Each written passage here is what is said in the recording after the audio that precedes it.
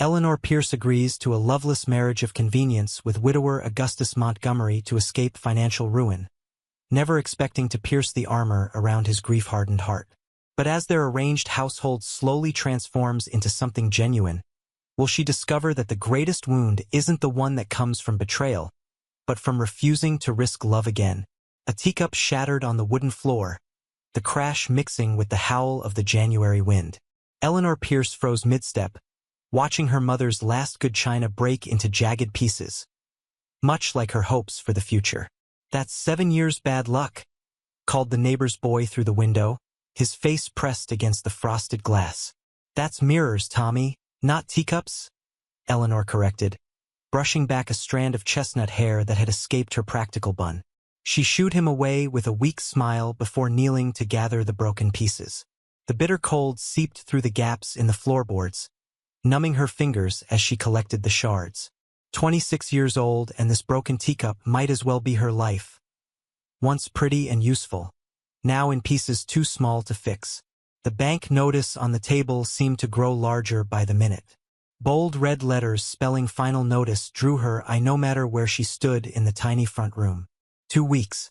Just 14 days before Sheriff Davis would come with his sad eyes and official papers to put her out of the only home she'd ever known. Father's gambling debts had dried up faster than a summer puddle after his passing, leaving Eleanor with nothing but a tarnished family name and skills as a seamstress that barely kept food on her table.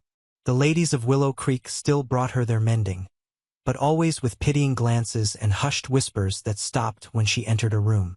When the heavy knock rattled her front door, Eleanor's heart jumped to her throat.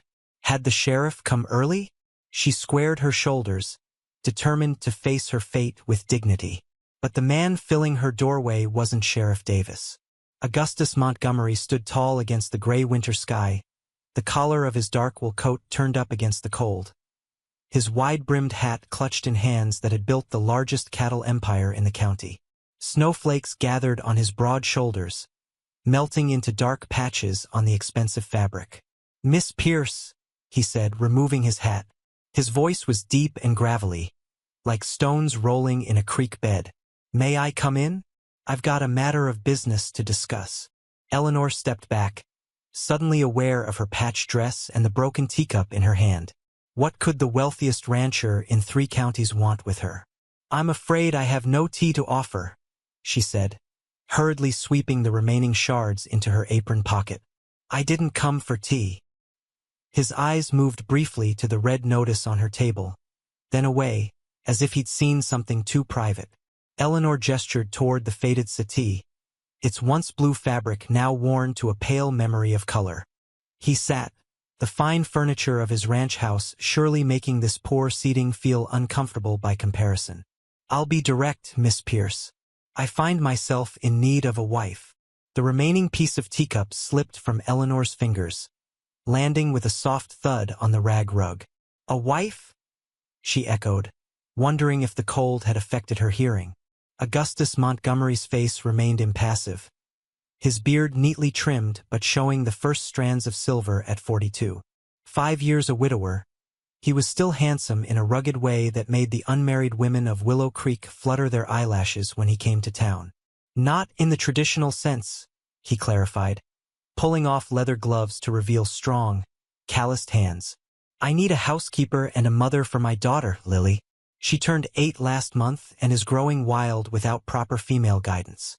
Eleanor remained standing, too stunned to join him on the settee. "Mr. Montgomery, surely there are women in town more suited." "I'm not looking for a society wife," he interrupted. "I had a love match once. Margaret was—" For a moment, his mask slipped, showing a flash of something raw beneath. "That part of my life is over. What I need now is practicality." From his coat pocket, he withdrew folded papers, placing them on the table beside the eviction notice. The contrast was stark. The bank's cheap paper against the thick, cream-colored document with contract of marriage, written in bold letters at the top. "My proposal is simple. You would have your own room at the ranch. Financial security. Respectable standing in the community. In exchange, you would manage my household and provide a maternal influence for Lily." Eleanor's mind raced like a spring creek in flood. Why me? The question came out barely above a whisper. For the first time, Augustus looked directly at her, his eyes the color of a storm-washed sky. You have a reputation for kindness. Your father's mistakes weren't yours, yet you faced them with dignity. And his gaze flicked again to the eviction notice. You need the security I can provide. It would be a mutually beneficial arrangement. A business transaction. That's all this was. Yet something in Eleanor's chest tightened at the thought of living under the same roof as this stern, closed-off man whose grief was almost visible, like a shadow trailing behind him. And if I refuse? A muscle twitched in his jaw. Then I'll wish you good day and look elsewhere. I'm not a man who forces bargains, Miss Pierce. The wind rattled the windows, as if reminding Eleanor of the harshness waiting outside. 2 weeks until she had nowhere to go. Pride was a poor blanket against February snow. When would this arrangement begin? Immediately. The wedding would be small. Just the minister and witnesses. Wedding. The word hung in the air between them. Not a dream of white lace and flower garlands, but a contract signing with a gold band as the seal. I have one condition, Eleanor said, surprising herself with her boldness. If I agree to this, I want to be a true mother to Lily, not just a caretaker. Children know the difference. Something shifted in Augustus's expression. Surprise, perhaps, or reluctant respect. Very well. Though I should warn you, she still mourns her mother deeply. As do you, Eleanor observed quietly. His face shuddered closed again. My feelings aren't part of this contract, Miss Pierce. As he stood to leave, he towered over her, but without menace. He was simply a large man, solid as the mountains west of town. I'll return tomorrow for your answer. His hand briefly touched the doorframe. For what it's worth, I believe you would be good for Lily. The door closed behind him, leaving Eleanor alone with 2 pieces of paper that represented 2 very different futures. The eviction notice promised certain hardship. The marriage contract offered security wrapped in loneliness. She picked up Augustus's contract, his neat, precise handwriting filling the page with terms and conditions, as if human connection could be captured in clauses and paragraphs. The last line waited for her signature, a blank space that felt both like a trap and an escape. Outside, the first snowflakes began to fall, soft and silent as secrets. By morning, the world would be transformed, covered in white that hid all the scars and imperfections beneath. Eleanor watched the snow gather on her windowsill and wondered if people could be remade as easily as landscapes. You may sign your name here, Mrs. Montgomery. The words jolted Eleanor like cold water. Mrs. Montgomery, a name not hers just 15 minutes earlier. The church stood empty except for 5 people. Herself, Augustus, the minister, his wife as witness, and little Lily, a solemn-faced child with corn silk hair hastily braided and a blue dress that needed pressing. Outside, February snow fell in fat, lazy flakes, muffling the world. No wedding bells had rung. No friends had gathered with well wishes. Just the scratch of a pen on paper and mumbled vows neither meant beyond their practical purpose. Is she really my new mama now? Lily's voice piped up, her eyes, so like her father's, studying Eleanor with suspicion. The minister's wife, Mrs. Collins, patted Lily's shoulder. Yes, dear, that's how it works when people marry. She won't replace my real mama, Lily declared, loud enough for Eleanor to hear as she handed the marriage certificate back to the minister. My real mama is in heaven watching over me. Augustus knelt before his daughter, his large hand gentle on her small shoulder. No one could replace your mother, Lily Flower. Miss Eleanor. He caught himself. Mrs. Montgomery is here to help us, that's all. Help us. Not join us, not become family. Just help like a servant with a ring. Eleanor crushed the disappointment beneath her practical boots. What had she expected? Romance? Love? She'd signed up for security and shelter, nothing more. The ride to the Montgomery ranch stretched in uncomfortable silence. 5 miles of snow-covered prairie passed beneath the wagon wheels. the only sounds the creak of wood and the steady breathing of the horses. Eleanor clutched her small case of belongings on her lap, everything she owned now contained in a space no bigger than a bread box. "Will I have to call her Mama?" Lily whispered to Augustus, not bothering to lower her voice. "You may call me Eleanor," she answered directly, tired of being talked about as if she weren't there. "We can decide on anything else when we know each other better." Lily's eyes widened at being addressed so forthrightly, but she gave a small nod before turning to watch the snow-covered landscape. The ranch appeared suddenly over a rise, larger than Eleanor had imagined from town gossip. The main house was 2 stories of solid craftsmanship, with a wide porch and many windows. Yet as they drew closer, she noticed the missing fence pickets, peeling paint, and sagging steps, the signs of a home maintaining appearances while slowly surrendering to neglect. For ranch hands appeared to take the wagon and horses. They nodded respectfully to Eleanor, but she caught their curious glances. The new Mrs. Montgomery, purchased like a workhorse for practical purposes. The inside of the house confirmed her suspicions from its exterior. Once fine furnishings filled the rooms, but dust caked the mantelpiece. Yesterday's breakfast dishes still sat on the kitchen table, and curtains hung crooked on their rods. The air smelled stale, with undertones of burned coffee and unwashed laundry. "Lily, show Mrs. Montgomery to her room while I speak with Hank about tomorrow's cattle move," Augustus said, already removing his hat and coat. "But Papa, now please." His voice brooked no argument. Lily's small shoulders slumped, but she trudged toward the staircase. "This way," she said without looking back. The upstairs hallway held 6 doors. Lily pointed to each as they passed. "That's Papa's office. No one goes in there without permission. That's the linen closet. That's the bathroom. We have indoor plumbing," she added proudly. "That's Papa's bedroom. That's my room. And that's yours." The last door opened to reveal a pleasant room with afternoon light streaming through lace curtains. A 4-poster bed dominated the space, covered with a faded quilt. A washstand with porcelain basin, a wardrobe, and a small writing desk completed the furnishings. "Was this your mother's room?" Eleanor asked gently. Lily's chin came up defensively. "No. My Mama and Papa shared a room like real married people. This was the guest room, but we never have guests." Until now, the implication hung unspoken. Eleanor set her case on the bed. "Thank you for showing me, Lily. Perhaps you could also show me the kitchen later? I should start dinner soon. Mrs. Abernathy comes on Mondays and Thursdays to cook and clean, but she left already. There's probably stew." With that, Lily vanished down the hallway, the patter of her footsteps receding like retreating hail.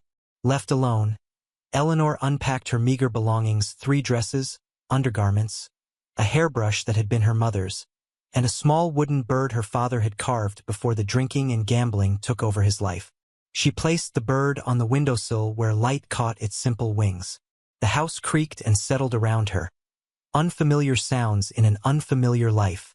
Through the window, she could see the vast expanse of the Montgomery Ranch stretching toward distant hills. Her home now, yet she'd never felt more homeless. A soft knock interrupted her thoughts. Augustus stood in the doorway, still wearing his coat, snow melting on his shoulders. "The room is satisfactory?" More statement than question. "Yes, thank you. It's lovely." Awkward silence stretched between them. What did one say to a husband who wasn't really a husband? "Supper will be at 6, he finally said. "Lily usually helps set the table."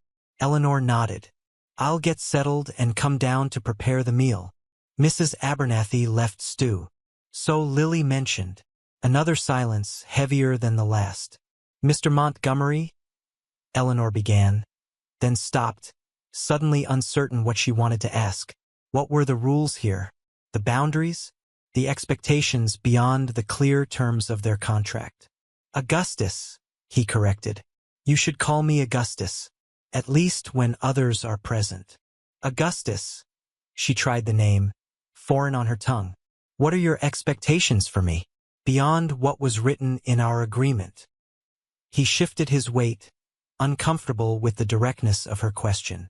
His gaze moved around the room, landing everywhere but on her face. My daughter needs structure and feminine guidance. My household needs proper management. The ranch hands need regular meals and clean quarters. He spoke as if reciting a memorized list.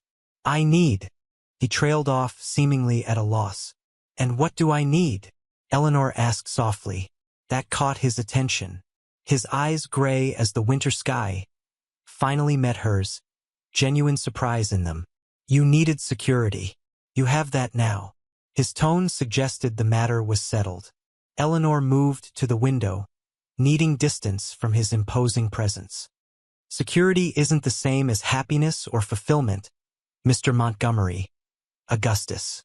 Happiness wasn't part of our arrangement. The bluntness of his words stung more than she expected. No, it wasn't, she agreed, keeping her voice steady. But respect was implied, I think. And perhaps, eventually, a kind of partnership. Something flickered across his face.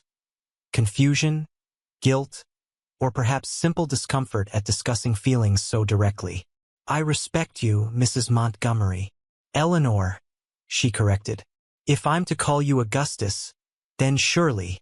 Eleanor. He said her name as if testing a foreign word. I'll see you at supper. He closed the door firmly behind him, his footsteps heavy on the hallway floor. Eleanor pressed her forehead against the cold window glass, watching as ranch hands moved between outbuildings in the falling snow. In town, she'd been the scandalous gambler's daughter, pitted and whispered about. Here she was the purchased wife, an arrangement of convenience. The vastness of the land spread before her, white and empty. A contract fulfilled, yet a hollowness expanding within her chest. A wedding day with no celebration, a marriage with no marriage bed. A home that didn't feel like home. She was Mrs. Montgomery now. But who was Eleanor? The teacup slipped from Lily's small fingers, shattering against the kitchen floor with a crash that made the child flinch and shrink back.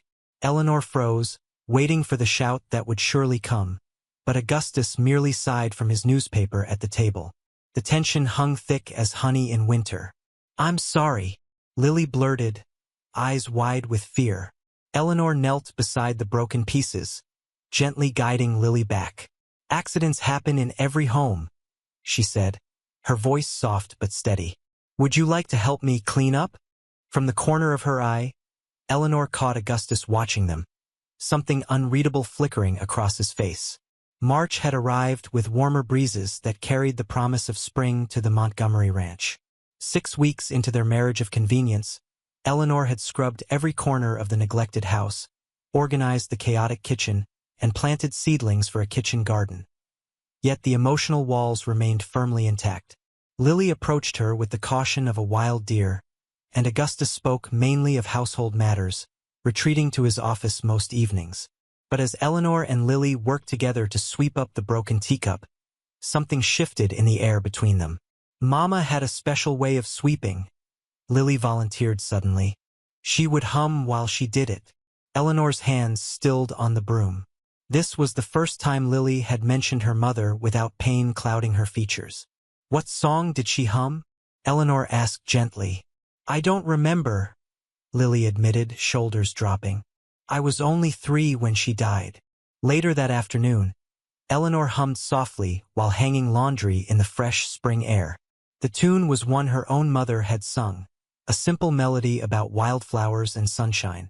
She didn't notice Lily watching from the porch steps until the child began folding the dry cloths, her small face serious with concentration. You don't have to help, Eleanor said. I want to, Lily replied simply. You hum nice. That evening, finding Augustus's office door ajar, Eleanor glimpsed him hunched over account books, exhaustion evident in the slope of his shoulders, hair falling across his forehead in a way that made him look younger, more vulnerable. The cattle need moving to the north pasture tomorrow, he muttered, more to himself than to her. Johnson's down with fever. Williams quit last week after that fight with Peterson. I could help, Eleanor offered from the doorway. Augustus looked up sharply, surprise replacing the worry lines on his face. With the cattle, I grew up around horses before father's gambling debts took everything. I can ride better than most men in this county. His eyebrows rose. That's quite a claim for a seamstress. I wasn't always just a seamstress, Eleanor countered, lifting her chin. My mother died when I was 12. Father and I ran our small farm together for years before his drinking started. A silence stretched between them, filled with the ticking of the grandfather clock in the hall and unspoken questions. We leave at dawn, Augustus finally said. Wear something sturdy. Morning arrived with a pink-streaked sky and ground mist curling around the fence posts. Eleanor stood by the barn in her oldest dress and a pair of men's riding boots she'd found in a storage chest, hair braided tightly beneath a wide-brimmed hat. The ranch hands eyed her with skeptical glances that melted into surprised respect when she swung onto her horse without assistance.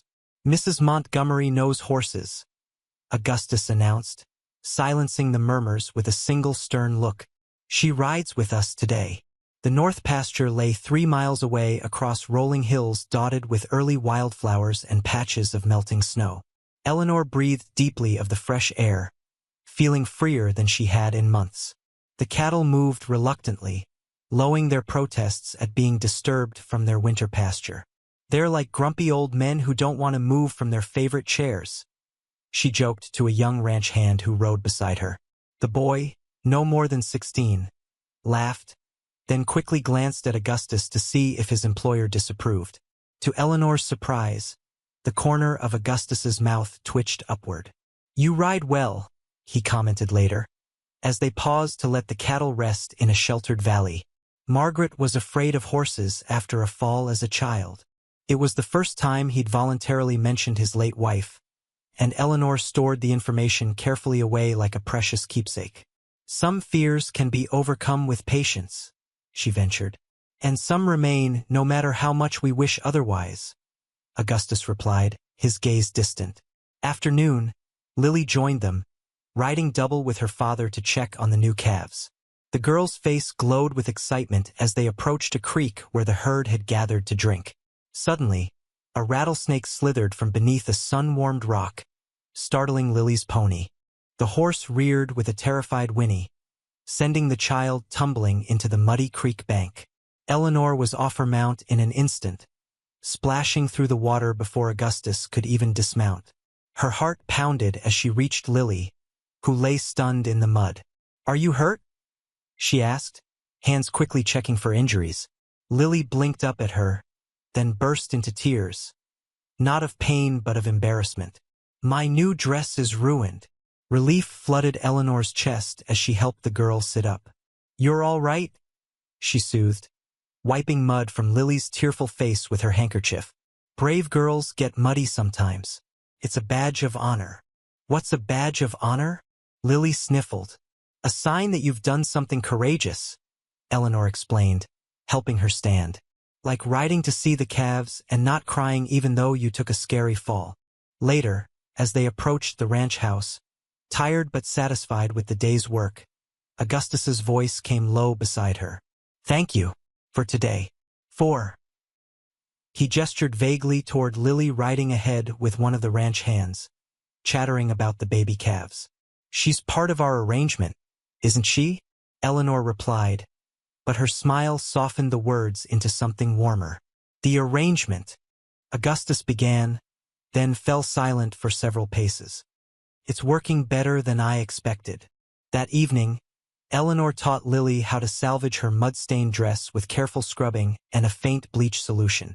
The girl listened with complete attention, asking questions about different fabrics and stains that revealed a quick mind. Would you like me to teach you to sew? Eleanor offered, struck by sudden inspiration. Every woman should know how to mend and create. Could I make a dress for my doll? Lily asked, excitement replacing her usual caution.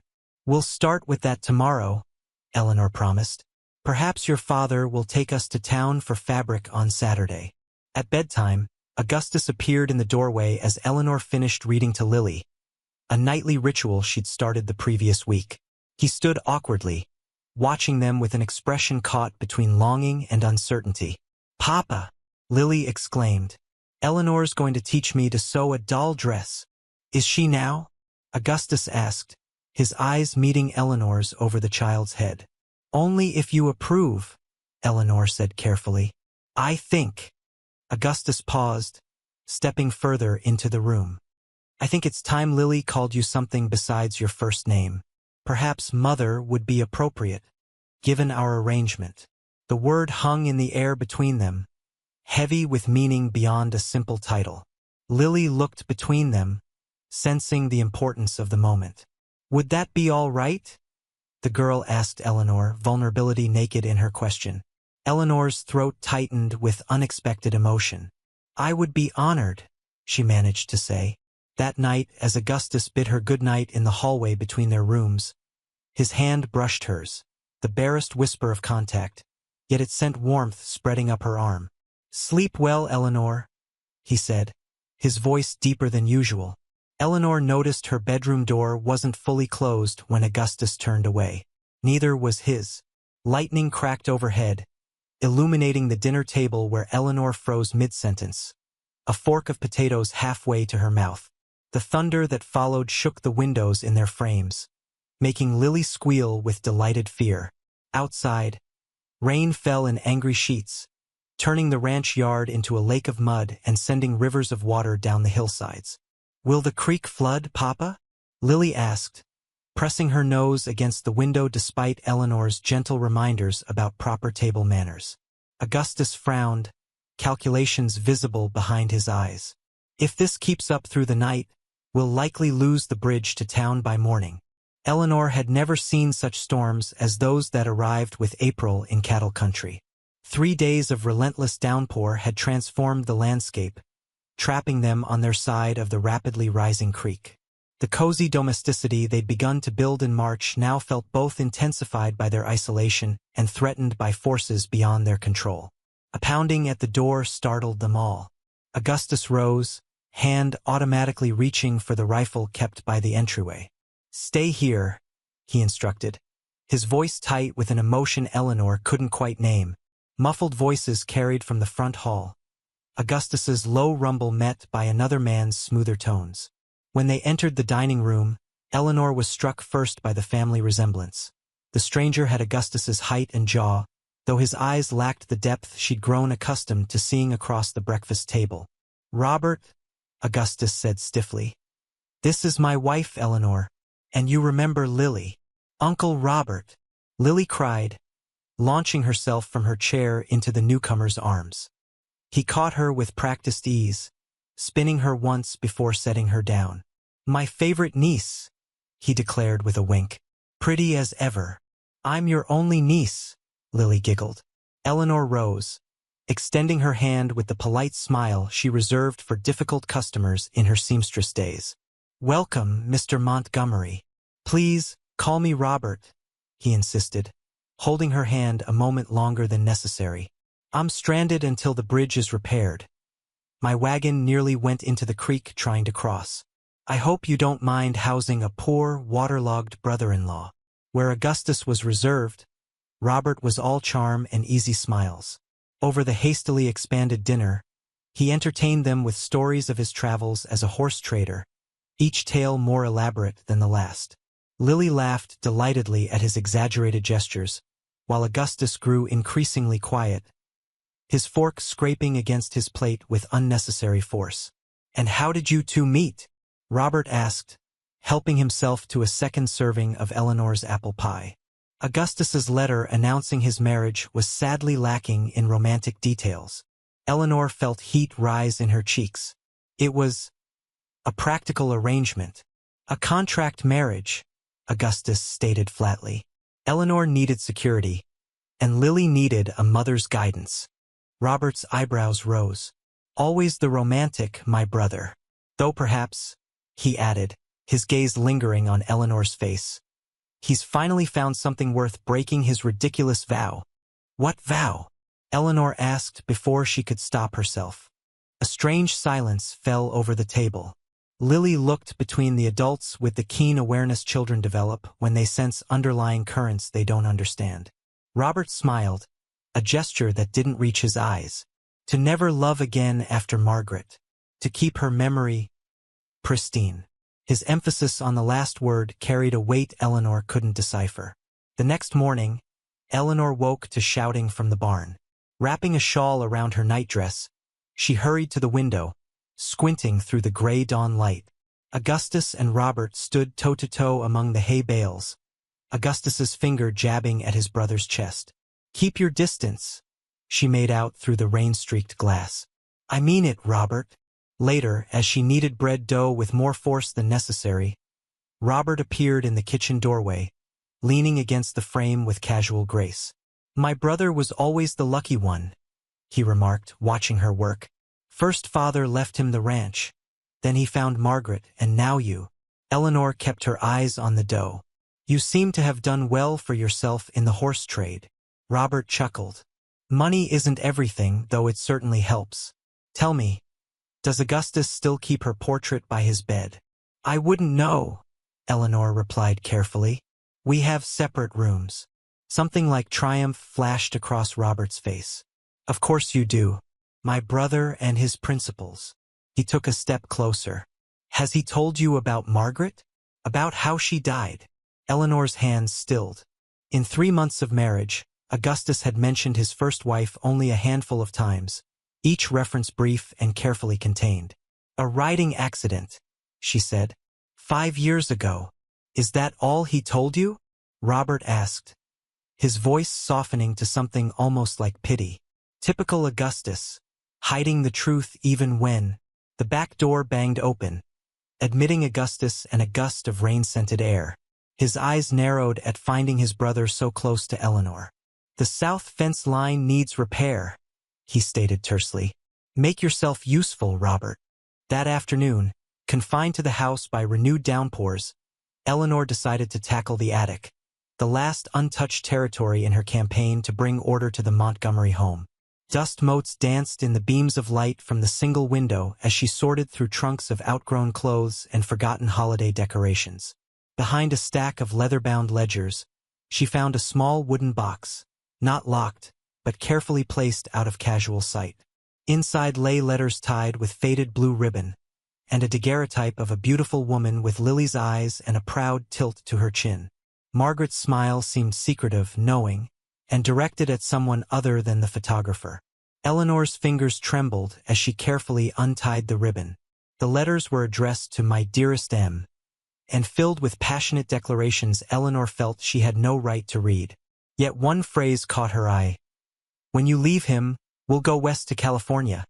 The sound of Augustus's heavy tread on the stairs sent Eleanor scrambling to replace the box, but not before she glimpsed a signature at the bottom of the top letter.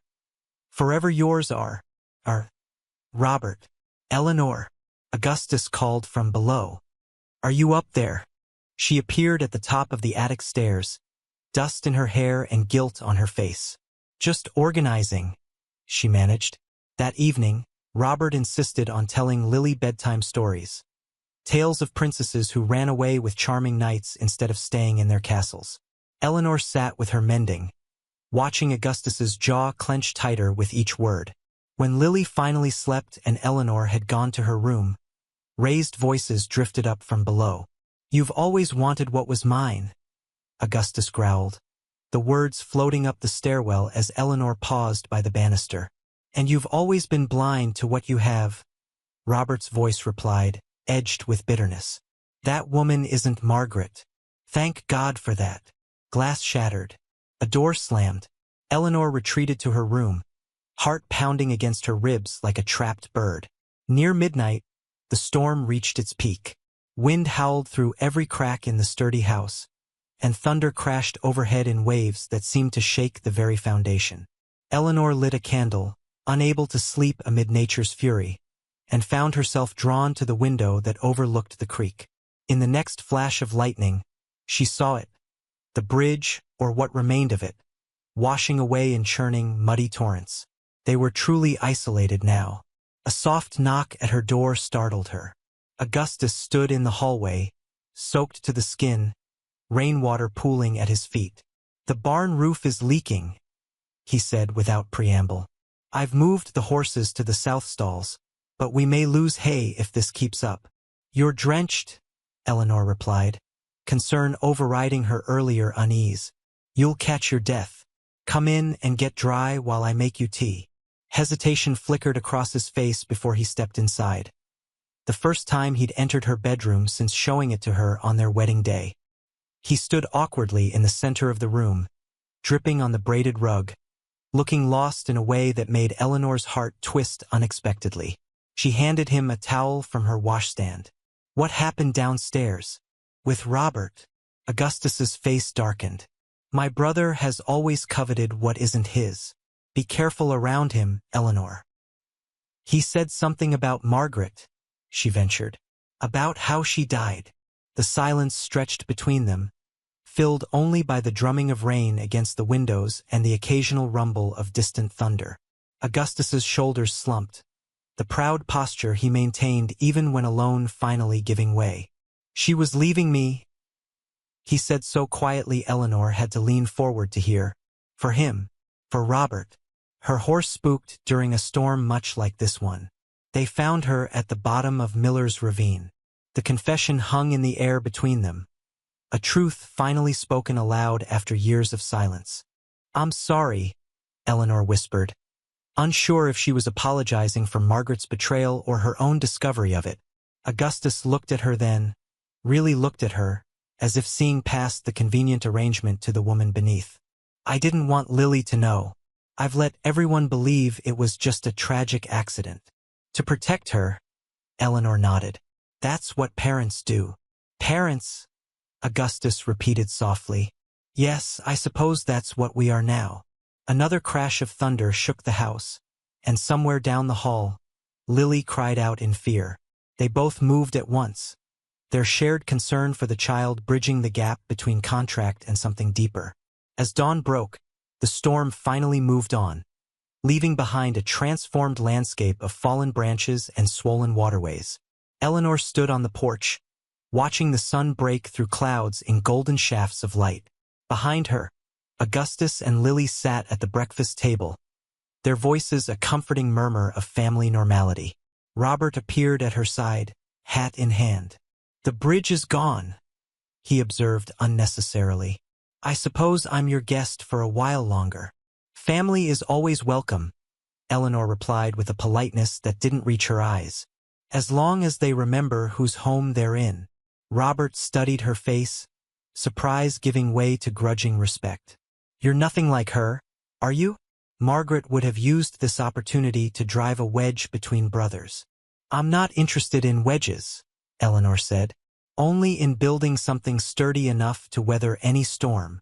As if understanding her meaning perfectly, Robert nodded once. "I'll be moving on as soon as the water recedes." "Some fences can't be mended, Mrs. Montgomery." "Perhaps not," Eleanor agreed, "but new ones can always be built." The pistol shot cracked through the air as the May Day celebration began, making Eleanor jump. It was only the starter for the children's sack race, but her nerves had been on edge since finding Margaret's hidden letters in the attic. "Look at my dress twirl, Mrs. Eleanor." Lily spun in the new blue dress Eleanor had stayed up 3 nights to finish, the fabric catching sunlight like water. Eleanor had pinned tiny white flowers into Lily's golden braids, transforming the once unkempt child into the picture of springtime joy. "You shine brighter than the sun itself," Eleanor whispered, her throat tight with unexpected feeling. Somewhere during the endless winter, this child had claimed a piece of her heart. Lily tugged at Eleanor's sleeve. "Will Papa watch me race? I'm faster than Tommy Wilson now." "I'm sure he wouldn't miss it," Eleanor promised, though Augustus had barely spoken 10 words since breakfast. He stood across the town square, hat pulled low, nodding stiffly to neighbors who approached. Mrs. Winters sidled up beside Eleanor, her powder-caked face creased with false concern. "How charitable of you to take on another woman's child, and such a troubled man." Her voice dropped. "Everyone knows it's just a business arrangement between you two. Why, Mildred Jenkins saw the contract on his desk when she delivered mending." Eleanor's cheeks burned. "Excuse me, Mrs. Winters. My husband is waiting." She marched across the square, chin high despite the weight of stairs following her progress.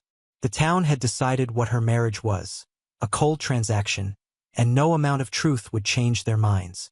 "Sheriff's looking for you," Eleanor murmured, reaching Augustus's side. His face was drawn, shadows beneath his eyes from nights spent pacing his study after he thought she'd gone to sleep. Across the square, Sheriff Davis approached, dust coating his boots. He'd been gone 3 days tracking cattle rustlers. "Montgomery," he called, waving a yellow paper. "Telegram came while I was in Boulder. Marked urgent from your Denver bank." Augustus's hand trembled slightly as he took the telegram. Eleanor watched as the color drained from his face, his knuckles whitening around the paper's edge. "Is it bad news?" she asked, stepping closer so only he could hear. "Robert." The name fell like a stone between them. "He's taken everything from the Denver account. The cattle money, Lily's schooling fund. All of it." Eleanor's mind raced, calculating what they had, what they needed. "The north pasture can be sold. We still have the breeding stock." Augustus looked at her as if seeing something new. "We have nothing. This isn't your burden." Eleanor straightened her spine.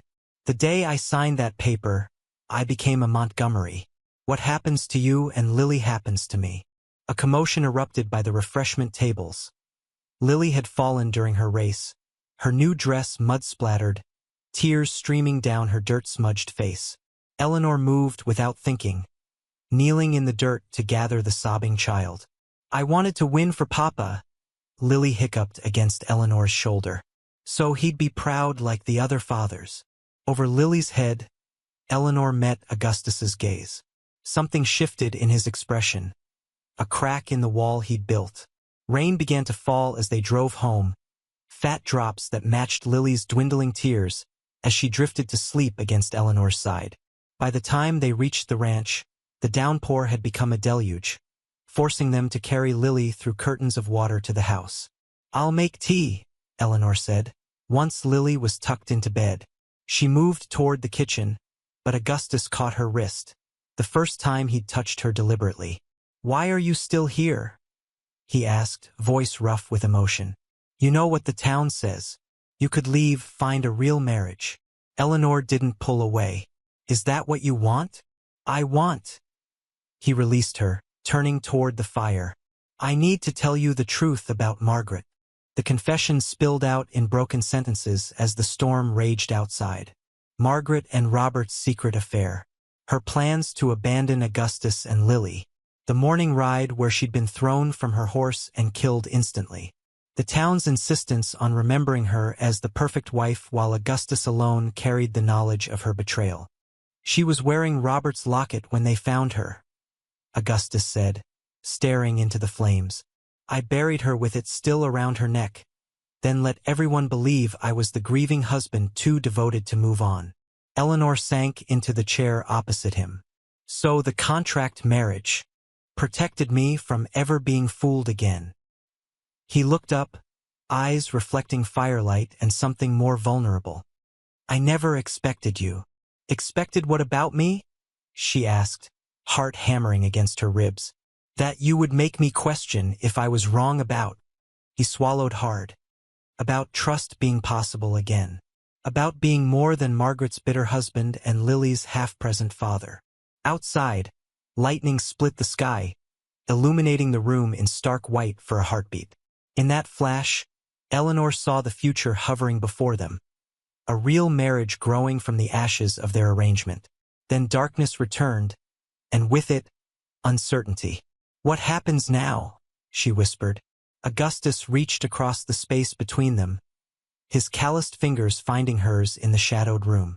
"I don't know," he admitted, "but for the first time in 5 years, I want to find out." The scissors sliced through the expensive blue silk with a sound that made Eleanor wince. $3 a yard, an extravagance she'd never have considered 6 months ago. But Mrs. Henderson's wedding gown for her daughter would pay more than enough to cover it, if Eleanor could finish the work before the cattle buyer arrived tomorrow. June heat pressed against the windows like a living thing, making the air inside the ranch house thick and still. Eleanor wiped sweat from her forehead with her sleeve, careful not to drip on the delicate fabric. Outside, Augustus's voice carried from the corral where he was breaking a new horse. His words indistinct but his tone gentle. So much had changed since the May Day social and his confession about Margaret. Small touches, his hand at her elbow when helping her into the wagon, fingers brushing when passing the sugar bowl at breakfast. Words unspoken but understood in glances across the dinner table. "Is that a princess dress?" Lily appeared in the doorway, her bare feet dusty from the yard, a smudge of dirt across one cheek. "It's for Miss Henderson's wedding," Eleanor explained, setting aside her scissors. "Come wash your face before lunch." Lily skipped to the wash basin. "Tommy Wilson says his ma says you're not my real mama." The child's voice was matter-of-fact. Without the hurt Eleanor felt stabbed through her own chest. Eleanor knelt before the girl, taking her small hands. "Families aren't just about who gave birth to whom. They're about who chooses to love each other every day. Like you chose Papa? With your contract." The questions kept coming as only a child's could, direct and unanswerable. "That was the beginning," Eleanor said carefully. "But choices don't stop after signing a paper." The sound of approaching hoofbeats saved Eleanor from further explanation. Augustus appeared in the doorway, his shirt damp with sweat, eyes serious. "Cattle buyer's here early," he said. "And he's not alone." Eleanor followed him onto the porch, Lily trailing behind. A cloud of dust announced the approaching riders, 3 men, not one. The central figure became clear as they neared. Robert Montgomery, flanked by strangers whose hands hovered too near their gun belts.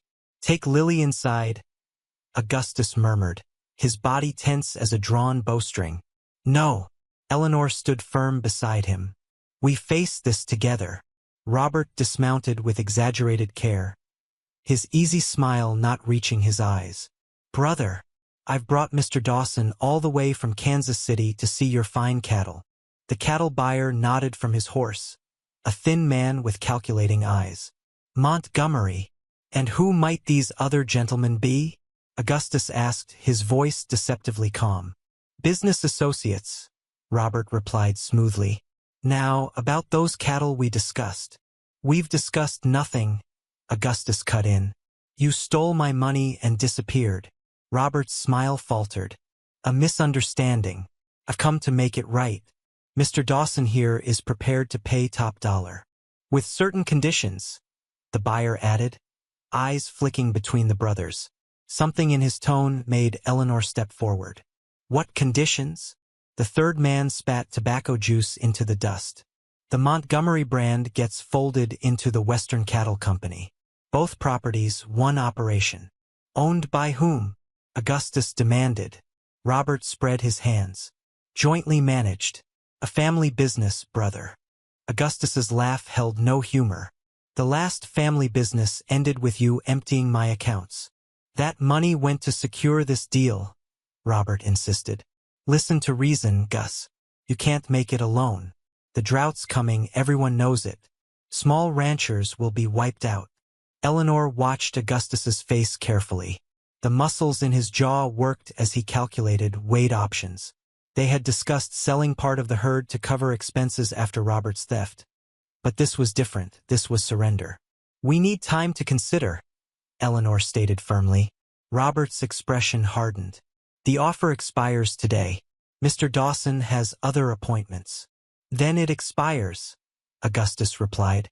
"I'll not be rushed into handing over what's mine." The stillness that followed felt dangerous, like the moment before lightning strikes. The third man shifted in his saddle, hand drifting toward his gun. "Papa!" Lily's voice broke the tension as she darted forward, wrapping her arms around Augustus's leg. "Don't let the bad men take our cows." Something shifted in Augustus's posture. He placed a protective hand on Lily's head, then reached for Eleanor with the other, drawing her to his side. "You took Margaret's love," he said, voice low and steady. "You took Lily's inheritance. You'll take nothing more from my family." Family. The word hung in the air between them all. Robert's face twisted. "Margaret was mine first. She never loved you, never wanted this life." He gestured contemptuously at the ranch. She was leaving you that day. And she died for it? Augustus replied, sorrow rather than anger in his voice. I've made my peace with that. I suggest you do the same. The cattle buyer cleared his throat. This family drama isn't my concern. Do we have a deal or not? Not, Augustus and Eleanor said in unison. After the dust from the departing riders had settled, Eleanor found Augustus in Margaret's old garden, now transformed by Eleanor's plantings. The roses were gone, replaced by herbs and vegetables, lavender and sunflowers. I know selling part of the herd will be hard, Eleanor said, kneeling beside him where he pulled weeds with focused intensity. But my sewing will help. The Henderson wedding gown alone will bring $30. Augustus sat back on his heels, studying her face. You're really staying? After everything? After Robert? Eleanor reached out, brushing a streak of dirt from his cheek, a mirror of her earlier gesture with Lily. I signed a contract for security. I'm staying for something else entirely. What? The question was barely a whisper. Hope, she answered simply. The hope that broken pieces can form something new, something stronger. Augustus looked around at the garden, once Margaret's pride, now Eleanor's creation, different yet beautiful in its own way. His fingers gently touched a blooming lavender plant Eleanor had nursed through the spring. I always thought I couldn't love again because the wound was too deep, he admitted, voice rough with emotion. I never considered that perhaps the wound could heal into something different. A meadowlark called from the fence post, its sweet song filling the moment between them. Eleanor's heart beat a rhythm of possibility as Augustus's hand found hers among the green shoots of new growth. Blood streaked the dawn sky as Eleanor awoke to the sound of frantic knocking. Her heart lurched in her chest, memories of similar pre-dawn disturbances bringing nothing but trouble. Mrs. Montgomery. The voice belonged to young Billy Jenkins, one of the ranch hands. Fire at the south pasture. Augustus was already pulling on his boots, face grim in the dim light. Wake Lily, he told Eleanor. The wind's blowing north. Might reach the house. By the time Eleanor had Lily dressed and valuables packed, orange flames were visible on the horizon, consuming dry grass with terrifying speed. Ranch hands formed a bucket line from the well to the garden, where they soaked blankets and sacks. Did lightning start it? Eleanor asked, joining the women who had arrived from neighboring ranches. Mrs. Hargrove shook her head grimly. In this dry spell? With no storm? Not likely. For grueling hours later, the fire was contained, but not before destroying the entire south pasture and nearly 50 head of cattle.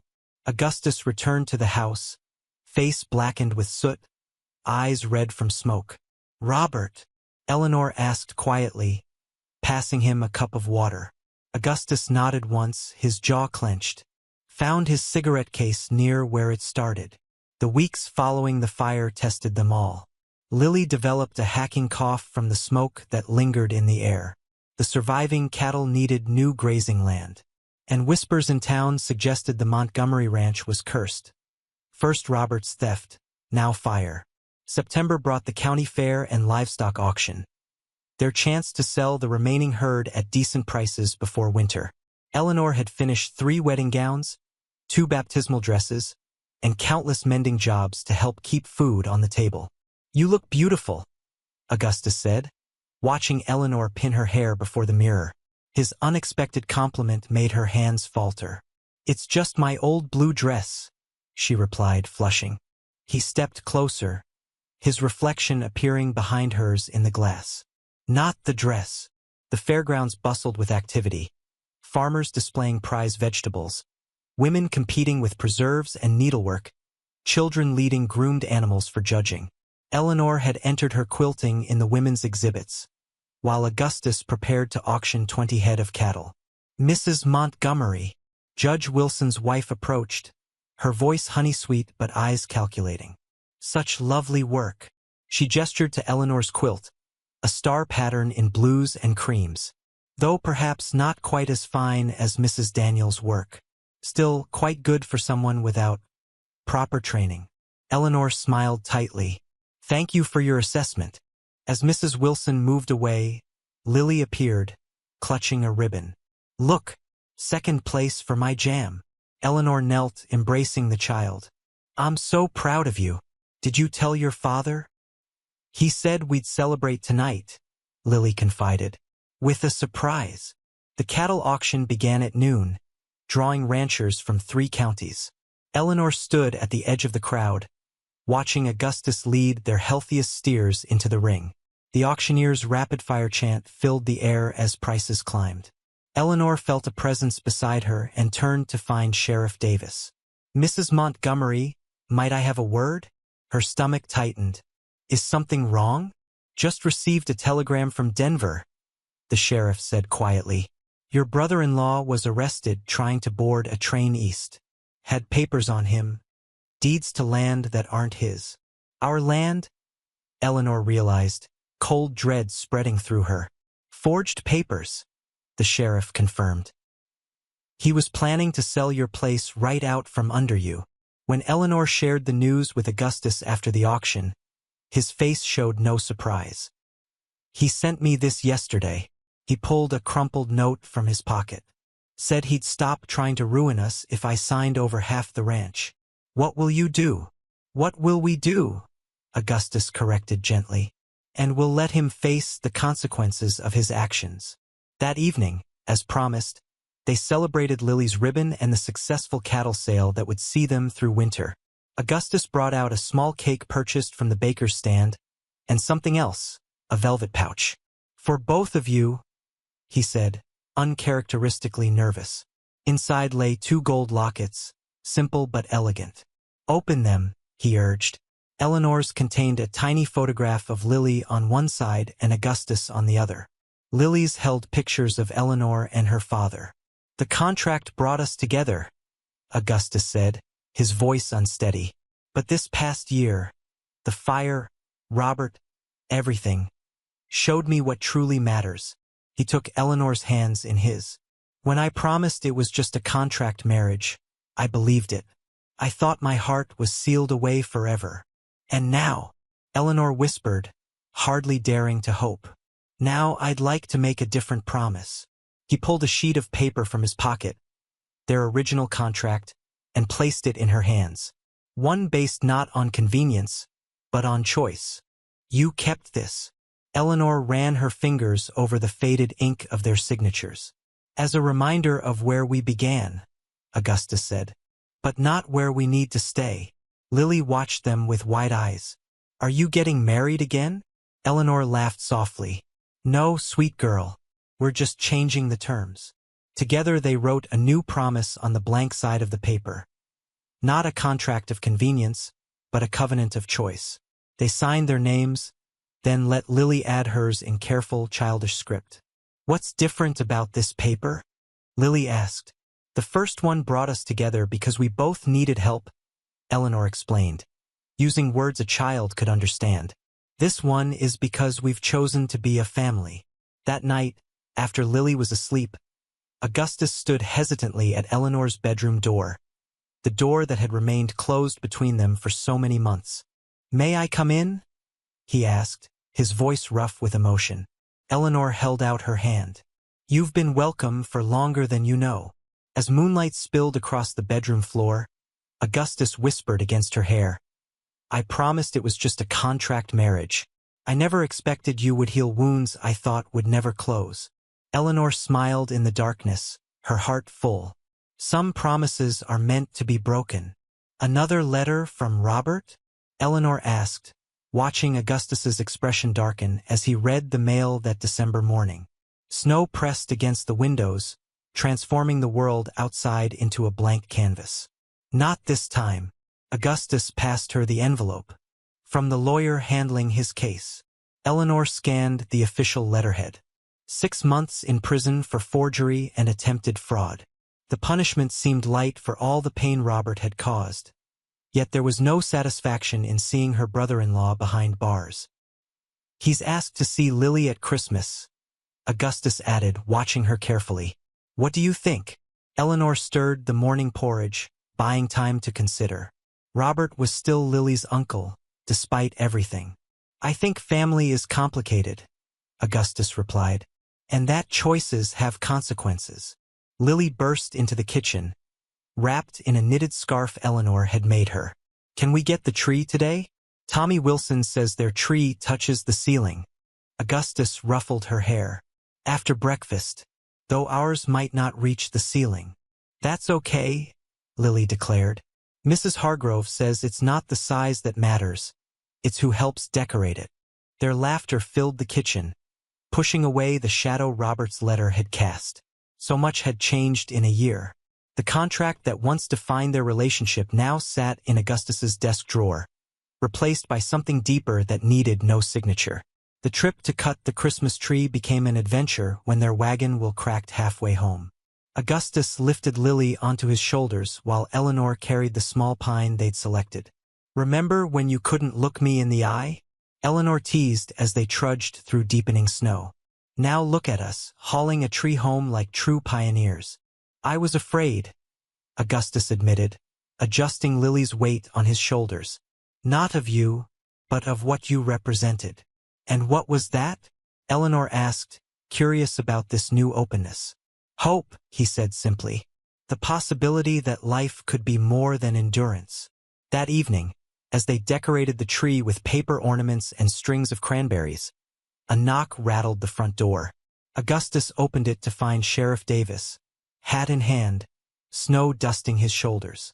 Sorry to intrude on your holiday preparations, the sheriff said, stomping snow from his boots. But there's been a situation at the county jail. Eleanor's heart sank. Robert escaped 2 days ago during a transfer, Davis confirmed. Stole a horse and headed west. Augustus's jaw tightened. You think he's coming here? It's possible, the sheriff acknowledged. I've got men patrolling, but with this storm, he gestured at the thickening snowfall. Just wanted to warn you. After the sheriff left, Augustus checked every window and door, his movements tense. Eleanor put Lily to bed with reassurances that everything was fine, though her own nerves jangled with each creak of the settling house. Do you think he'd really come here? She asked Augustus as they sat by the fire, the decorated tree glowing warmly in the corner. I don't know, Augustus admitted. Robert never could accept losing. The blizzard howled outside, rattling window panes and sending drafts down the chimney. Eleanor worked on her sewing, a new dress for Lily's Christmas gift, while Augustus cleaned his rifle, the familiar routine soothing them both. A crash from the kitchen shattered the quiet. Augustus was on his feet instantly, rifle ready. Stay here, he ordered. No. Eleanor grabbed the fireplace poker. Together, remember? The kitchen window lay broken, snow and wind swirling inside. A figure huddled against the back door, not breaking in, but seeking shelter. Robert, Augustus called, rifle raised. Please, came the feeble reply. I'm half frozen. Eleanor lit the lantern.